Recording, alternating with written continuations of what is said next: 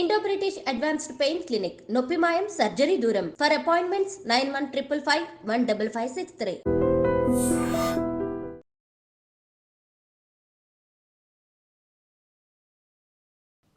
ప్రేక్షకులు నమస్కారం. నేను doctor Ravishankar Irukulapati, endocrinologist, Apollo hospitals, Jubilee hills, Hyderabad. మన డైరెక్టర్ గారు హెచ్ఎంపీవీ వైరస్ గురించి 4 మాటలు చెప్పమని చెప్పారు. నిన్న మొన్న ఎప్పుడైతే న్యూస్లో చైనాలో హెచ్ఎంపీవీ వైరస్ అవుట్బ్రేక్ వచ్చింది అని చెప్పి వార్తలు విన్నామో అప్పటి నుంచి కొంతమందిలో అనవసరంగా భయాందోళనలు మొదలైంది. హెచ్ఎంపీవీ వైరస్ కొత్తగా వచ్చినటువంటి వైరస్ కాదు. ఈ చైనా వాళ్ళు ఏ ఎలుకలతోనో లేకపోతే పిల్లులతోనో లేకపోతే పాములతోనో సావాసం చేయటం వల్ల లేకపోతే అవి తినటం వల్ల వచ్చినటువంటి వైరస్ కానే కాదు. ఇది ఇదివరకు ఎప్పటి నుంచో తెలిసినటువంటి వైరస్సే. దాని గురించి మనం కనుక చూసినట్లయితే క్లీన్లాండ్ క్లినిక్ వారు చాలా చక్కగా రాసి ఉన్నారు. ఏమని చెప్తున్నారంటే హెచ్ఎంపీవీ వైరస్ అనేది చిన్నపిల్లల్లో పెద్దవాళ్ళల్లో కూడా చాలా సహజంగా కనిపించేటువంటి వైరస్సే. మనకి సాధారణంగా కనిపించేటువంటి జలుబు, దగ్గు, జ్వరం, గొంతు మంట ఇటువంటి లక్షణాలు ఏవైతే ఉన్నాయో అట్లా వచ్చేటువంటి వైరస్గానే మనం దీన్ని పరిగణించాల్సి వస్తుంది. దీనికి మనం ఏం చేయాలి అని అంటే ఇప్పుడైతే అనవసరంగా భయాందోళనకు గురి కాకుండా ఉండాలి. అది కనుక నిజంగానే మన భారతదేశంలో ఒక పెద్ద అవుట్బ్రేక్ లాగా వచ్చినట్లయితే, లేకపోతే ఎపిడమిక్ లాగా వచ్చినట్లయితే, లేకపోతే పాండమిక్ లాగా వచ్చినట్లయితే తప్పకుండా గవర్నమెంట్ వాళ్ళు మనకు తెలియజేస్తారు. ఈలోపు మనం చేయాల్సింది ఏంటంటే మన పని మనం చేసుకుంటూ పోతూ నలుగురికి అన్నెసరీగా రూమర్స్ ప్రచారం చేయకుండా ఉండటం మాత్రం మనం చేయాలి. ఒకవేళ వచ్చినట్లయితే అప్పుడు చేయాల్సింది ఏంటంటే అప్పుడు గవర్నమెంట్ వాళ్ళు మనకి ఎలా చేయాలో అప్పుడు చెప్తారు కాబట్టి ఆ ప్రకారం చేయాల్సి ఉంటుంది.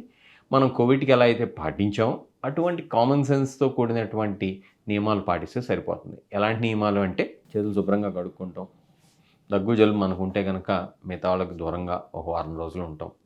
అట్లనే మనకి క్రౌడెడ్ ఏరియాస్లో వచ్చినప్పుడు వచ్చేటువంటి రిస్క్ ఎక్కువగా ఉన్నట్లయితే అంటే ఇమ్యూనో కాంప్రమైజ్డ్ కానీ, బాగా వయసులో పెద్దవారు కానీ, బాగా చిన్నవారు కానీ అయినట్లయితే కనుక మాస్క్ పెట్టుకుంటాం. బేసిక్ ప్రికాషన్స్ ఏవైతే ఉంటాయో అంటే ఐసోలేషన్ అని చెప్పి మనం విన్నాం కదా కోవిడ్ అప్పుడు, అటువంటి నియమాలు కనుక పాటించినట్లయితే ఇది మన నుంచి వేరే వాళ్ళ నుంచి మనకి మిగతా వైరస్లానే స్ప్రెడ్ కాకుండా ఉంటుంది. అలానే సిమ్టమాటిక్ ట్రీట్మెంటే దీనికి ట్రీట్మెంట్.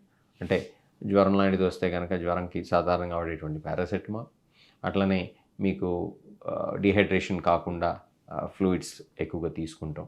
ఇట్లాంటివి మాత్రమే తీసుకోవాల్సి ఉంటుంది.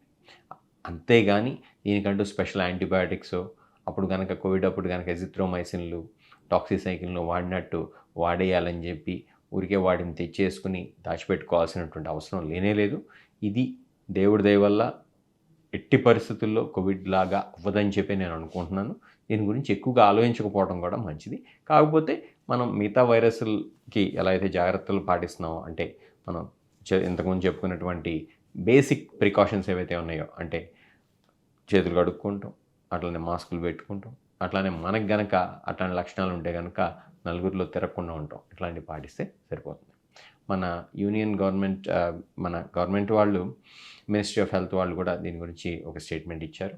ఏమని చెప్పంటే ఇప్పుడు భయపడాల్సినటువంటి అవసరం అయితే ఏమీ లేదని చెప్పి. కాబట్టి మీరు అన్నెసరీగా రూమర్స్కి భయభ్రాంతులు కాకుండా ప్రశాంతంగా ఉండండి.